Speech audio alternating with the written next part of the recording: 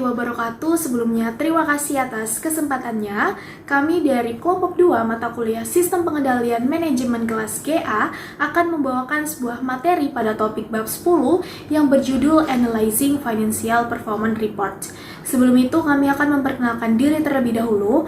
Perkenalkan, nama saya Eriskia Julian dengan NIM 2019 310491. Baik, terima kasih atas kesempatannya. Perkenalkan, nama saya Angelia Wirawangan dengan NIM 2019 310485. Terima kasih atas kesempatannya. Nama saya Maulida Hasana dengan NIM 2019 310486. Terima kasih atas kesempatannya. Perkenalkan, nama saya Fatimah Yasmin dengan NIM 2019 310505. Baik, sebelumnya terima kasih atas kesempatannya. Perkenalkan, nama saya Muhammad Alif Zainal Fanani dengan NIM 2019 310602. Baik, sebelumnya terima kasih atas kesempatannya. Perkenalkan, nama saya Ahmad Bayhaqi Rizwan dengan NIM 2019 310621. Sebelumnya, terima kasih atas kesempatannya. Perkenalkan, nama saya Ayu Nurfaiza dengan nomor induk mahasiswa 2019 310683 dan rekan saya. Sebelumnya, terima kasih atas kesempatannya. Perkenalkan, nama saya Nidia Enda Arini dengan NIM 2019 310709. Baik, terima kasih atas kesempatannya. Di sini saya akan menjelaskan mengenai calculating variance atau penghitungan variance. Perlu kita ketahui bersama bahwa variance ini dibedakan menjadi dua. Yang pertama variance pendapatan dan yang kedua adalah variance beban. Di sini saya akan menjelaskan mengenai proses penghitungan variance. Yang pertama adalah mengidentifikasi faktor-faktor kunci yang mempengaruhi laba. Yang kedua, merinci variance laba keseluruhan berdasarkan faktor kunci tersebut. Yang ketiga, fokus pada dampak laba dari variasi dalam setiap faktor penyebab. Yang keempat, mencoba untuk menghitung dampak yang spesifik dan dapat dipisahkan. Yang kelima, menambahkan kompleksitas secara bertahap. Yang terakhir, menghentikan proses tersebut ketika kompleksitas yang ditambahkan di tingkat yang baru dibuat tidak diputuskan. Selanjutnya saya akan membahas mengenai penjabaran analisis variance. Dapat kita lihat bersama dalam gambar ini, di mana total variance ini dibedakan menjadi 3 atau terdiri dari 3 bagian. Yang pertama adalah non-manufacturing cost atau biaya yang tidak berkaitan dengan produk. Lalu selanjutnya ada manufacturing cost, biaya yang berkaitan dengan pembuatan produk. Lalu selanjutnya adalah sales atau penjualan. Non-manufacturing cost atau biaya yang tidak berkaitan dengan pembuatan produk dibedakan menjadi 3. Yang pertama adalah biaya administrasi, yang kedua adalah biaya marketing atau pemasaran, dan yang terakhir adalah biaya R&D atau research and development. Untuk manufacturing cost sendiri atau biaya yang berkaitan dengan pembuatan produk, ini dibedakan menjadi 2, yang terdiri dari variable cost atau biaya variabel dan fixed cost atau biaya tetap. Lalu variable cost sendiri dibedakan menjadi 3. Yang pertama adalah material atau bahan baku, yang kedua ada direct labor atau tenaga kerja langsung, yang terakhir adalah variable overhead. Lalu selanjutnya ada sales atau penjualan. Penjualan di sini dibagi menjadi 2. Yang pertama volume penjualan dan yang kedua adalah selling price atau harga jual. Dan untuk volume sendiri dibagi menjadi 2 lagi. Yang pertama ada market share atau pangsa pasar, dan yang kedua ada industri volume atau volume industri. Selanjutnya akan dijelaskan oleh rekan saya. Variance pendapatan atau revenue variance. Variance pendapatan menjelaskan bagaimana menghitung variance harga, volume, dan bauran penjualan. Perhitungan tersebut dibuat untuk setiap lini produk dan hasil dari lini produk kemudian diagresikan untuk menghitung total variance. Variance yang positif adalah menguntungkan karena hal tersebut mengindikasikan bahwa laba aktual melebihi laba yang dianggarkan. Dengan variance yang negatif adalah tidak menguntungkan. Yang pertama ada varians harga penjualan, dihitung dengan mengalihkan selisih antara harga aktual dan harga standar dengan volume aktual. Yang kedua adalah varians bauran dan volume. Varians bauran dan volume tidak dipisahkan. Persamaan untuk gabungan dari varians bauran dan volume adalah varians bauran dan volume sama dengan volume aktual dikurangi volume yang dianggarkan dikali dengan kontribusi per unit dianggarkan. Varians volume diakibatkan dari menjual lebih banyak unit daripada yang dianggarkan, sedangkan varians bauran diakibatkan dari menjual proporsi produk yang berbeda dari yang diasumsikan dalam anggaran.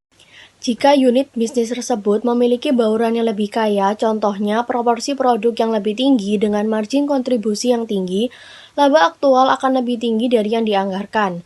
Dan jika unit bisnis tersebut memiliki bauran yang lebih ramping, maka laba akan menjadi lebih rendah, karena varians volume dan bauran bersifat gabungan. Maka teknik semacam itu dijelaskan yaitu varians bauran untuk masing-masing produk diperoleh dari volume penjualan aktual dikurangi dari total volume penjualan aktual dikalikan proporsi yang dianggarkan. Setelah itu dikali kontribusi per unit yang dianggarkan. Selanjutnya adalah varians volume. Dapat dihitung dengan cara mengurangkan varians bauran dari gabungan antara varians bauran dan varians volume. Rumusnya yaitu varians volume sama dengan total volume penjualan aktual dikalikan persentase yang dianggarkan, dikurangi penjualan yang dianggarkan. Setelah itu hasilnya dikalikan kontribusi per unit yang dianggarkan. Yang selanjutnya adalah penetrasi pasar dan volume industri. Salah satu perluasan dari analisis laba adalah untuk memisahkan varians bauran dan volume menjadi jumlah yang disebabkan oleh perbedaan dalam pangsa pasar dan jumlah yang disebabkan oleh perbedaan dalam volume industri. Persamaan berikut ini digunakan untuk memisahkan dampak penetrasi pasar dari volume industri untuk varians bauran dan volume. Varians pangsa pasar sama dengan penjualan aktual dikurangi volume industri, hasilnya dikalikan penetrasi pasar yang dianggarkan dikali kontribusi per unit yang dianggarkan. Varians volume industri aktual dikurangi volume yang dianggarkan, hasilnya dikalikan penetrasi pasar yang dianggarkan dikali kontribusi per unit yang dianggarkan. Di sini saya akan menjelaskan mengenai expense variance. Expense variance ini merupakan selisih antara budget cost dengan actual cost, di mana jika budget cost ini lebih besar dibandingkan dengan actual cost, maka disebut dengan favorable variance. Begitupun sebaliknya, jika budget cost-nya ini lebih kecil dibandingkan dengan actual cost, maka disebut unfavorable variance. Nah, di expense variance ini terbagi menjadi dua, ada biaya tetap dan biaya variabel. Nah, selanjutnya di sini ada biaya tetap. Nah, biaya tetap ini biaya yang tidak dipengaruhi oleh volume penjualan maupun produksi. Dimana kalau kita lihat di tabel ini, itu kan ada beberapa expense, di mana terdapat juga actual cost and budget cost. Nah, yang pertama adalah fixed overhead, di mana biaya aktual dan biaya budgetnya yang dianggarkan itu sama sehingga tidak ada selisihnya. Yang kedua ada selling expense, di mana di situ ternyata aktualnya itu lebih besar dibandingkan dengan budget sehingga mengalami atau terjadi selisih yaitu sebesar -5 yang disebut unfavorable variance. Nah, begitupun juga itu ada administrative expense, di mana lebih besar aktualnya dibandingkan dengan budget sehingga terdapat selisih -5 yang disebut unfavorable variance.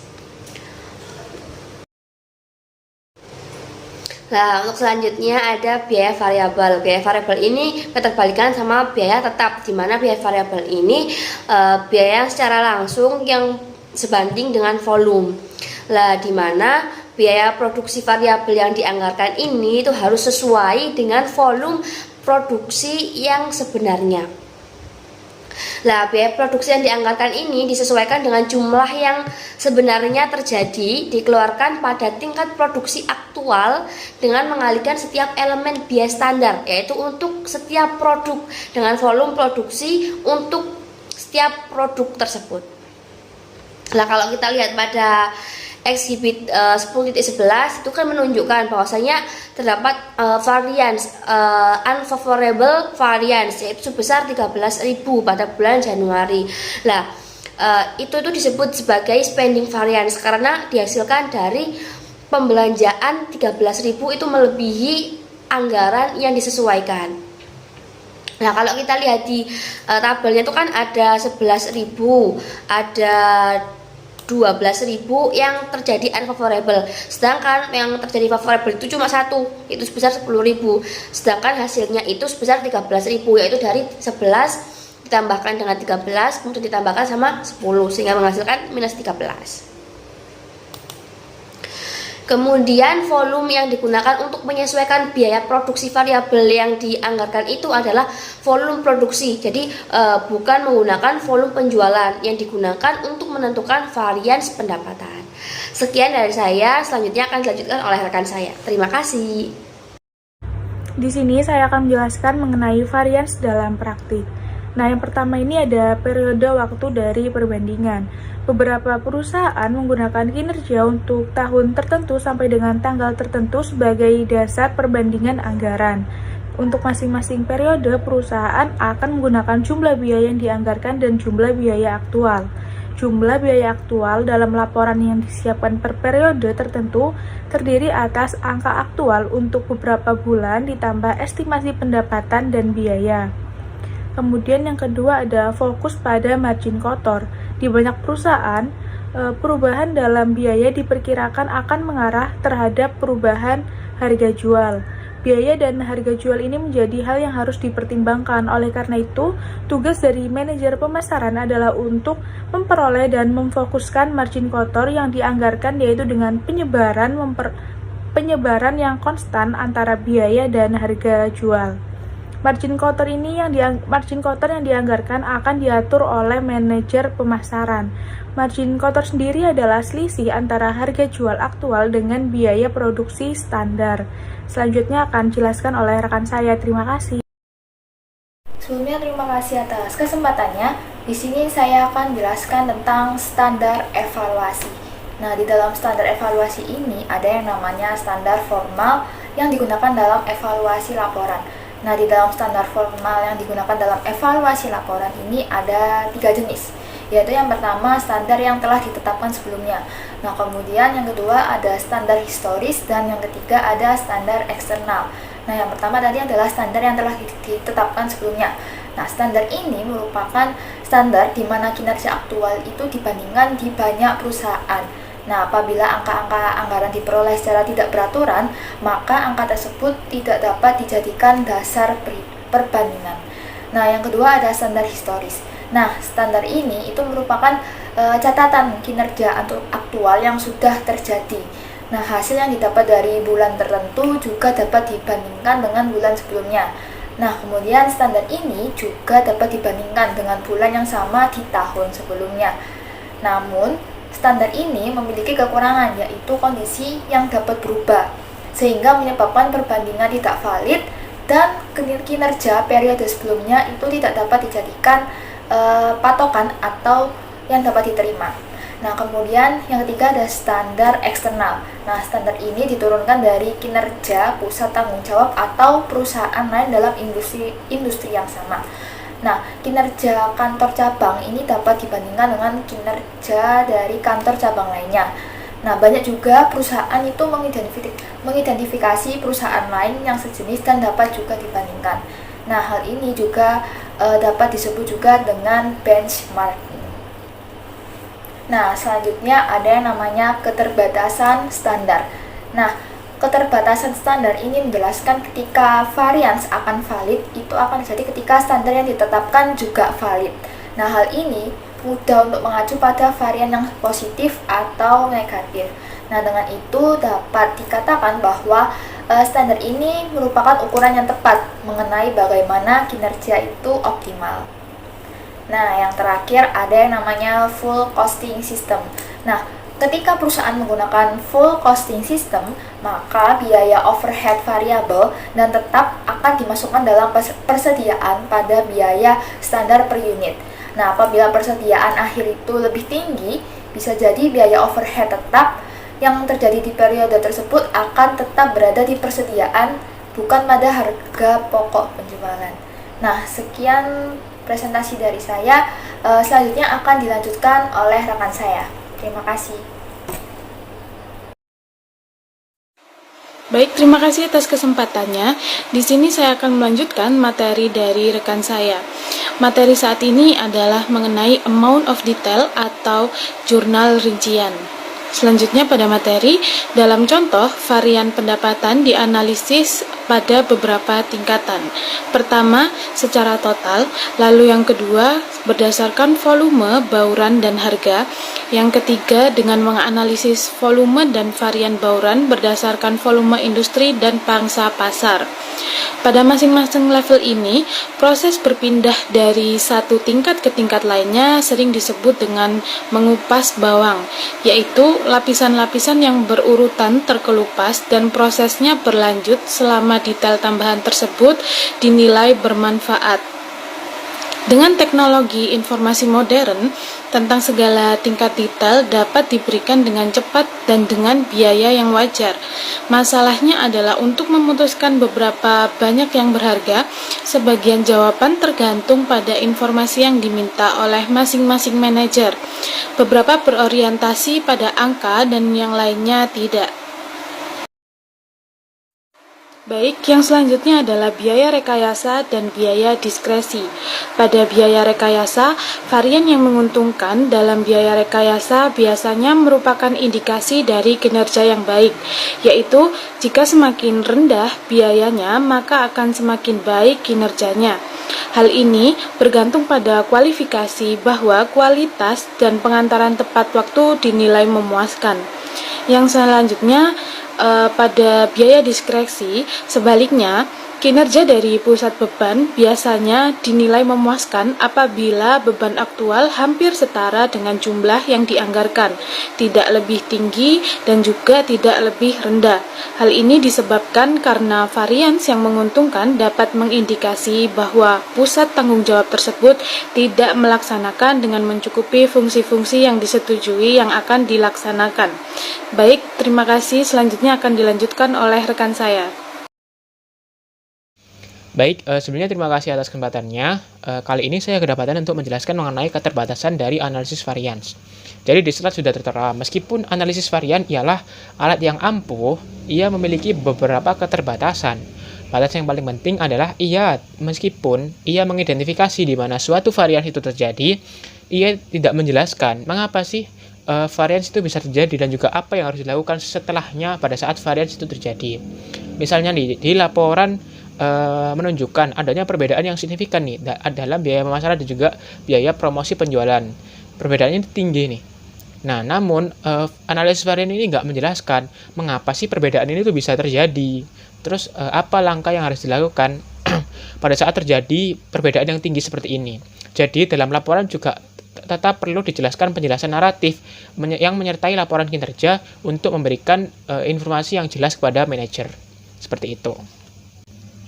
Dalam slide kedua, masalah kedua dalam analisis varians adalah menentukan apakah varians ini itu signifikan atau tidak. Untuk menentukan varians ini itu signifikan atau tidak, biasanya digunakan teknik statistik. Teknik statistik ini digunakan untuk menentukan apakah ada perbedaan yang signifikan antara kinerja aktual dan juga standar yang sudah dianggarkan untuk proses tertentu. Teknik ini sendiri biasanya disebut dengan sistem pengendalian kualitas statistik. Namun, teknik ini hanya berlaku pada saat prosesnya itu diulang pada interval yang sering, seperti pada pengoperasian mesin pada jalur produksi. Seperti itu. Lalu, di slide ketiga tentang keterbatasan analisis varian yang ketiga adalah bahwa ketika laporan kinerja menjadi lebih teragregasi tinggi, varians penyeimbang mungkin menyesatkan pembaca. Jadi maksudnya itu bagaimana sih? Jadi misal nih, seorang manajer yang melihat kinerja biaya produksi unit bisnis mungkin memperhatikan bahwa itu sesuai anggaran nih, biaya produksinya. Namun bisa saja biaya produksi ini dihasilkan dari suatu kinerja unit bisnis yang baik di satu pabrik, namun juga diimbangi dengan kinerja yang buruk dari pabrik lainnya. Demikian pula ketika lini produk yang berbeda pada tahap pengembangan digabungkan. Kombinasi tersebut dapat mengaburkan hasil sebenarnya dari setiap lini produk. Jadi misal nih, ada unit bisnis satu dari sebuah pabrik yang memiliki kinerja baik. Terus unit bisnis lainnya itu kinerjanya buruk. Nah, kan ini buruk sama baik kan nanti hasilnya imbang atau nol. Jadi, ini tuh yang dimaksud dengan lebih teragregasi tinggi. Jadi varians penyeimbang itu bisa saja menyesatkan pembaca, dan manajer nggak tahu nih gimana sih kinerja yang sesungguhnya dari masing-masing unit bisnis yang ada di sebuah perusahaan. Oleh karena itu diperlukan manajer unit bisnis yang nanti melaporkan kepada manajer pusat tentang kinerja dari semua unit bisnis yang ada. Sehingga manajer bisa tahu bagaimana kinerja dari semua unit bisnis yang ada di perusahaan mereka. Seperti itu. Mungkin sekian dari saya, selanjutnya akan dilanjutkan oleh rekan saya. Terima kasih. Terima kasih atas kesempatannya. Saya akan melanjutkan mengenai manajemen action. Terdapat satu prinsip utama dalam menganalisis laporan keuangan formal, yaitu laporan laba bulanan sebaiknya tidak berisi hal-hal yang tidak terduga. Informasi yang signifikan harus dikomunikasikan secepatnya melalui telepon, fax, email, ataupun pertemuan pribadi segera setelah hal tersebut diketahui. Laporan formal menginformasikan kesan umum bahwa manajer senior telah mengetahui dari sumber-sumber tersebut. Berdasarkan informasi ini, ia dapat bertindak sebelum menerima laporan formal tersebut. Salah satu manfaat utama dari laporan formal adalah bahwa laporan tersebut memberikan tekanan yang diinginkan pada manajer di tingkat yang lebih rendah untuk mengambil tindakan perbaikan atas inisiatif mereka sendiri. Lebih lanjutnya adalah bahwa informasi dari sumber informal mungkin tidak lengkap atau disalahpahami. Laporan formal memberikan dasar untuk analisis karena informasi dari sumber informal seringkali bersifat umum dan tidak tepat. Biasanya, ada beberapa diskusi antara manajer unit bisnis dan atasannya, yang mana manajer unit bisnis menjelaskan alasan perbedaan yang signifikan, tindakan yang diambil untuk memperbaiki situasi yang tidak menguntungkan, dan juga waktu yang diharapkan dari setiap tindakan korektif. Manajer operasi, seperti kebanyakan orang, tidak suka untuk mengakui bahwa varians yang tidak menguntungkan disebabkan oleh kesalahan mereka. Maka seorang manajer senior pun memiliki pendapat berdasarkan pengalaman tentang kemungkinan bahwa seorang manajer unit bisnis akan jujur dan terbuka, dan dia menilai laporan sesuai dengan hal tersebut. Baik, cukup sekian materi yang dapat kami sampaikan. Kurang lebihnya kami mohon maaf. Terima kasih dan wassalamualaikum warahmatullahi wabarakatuh.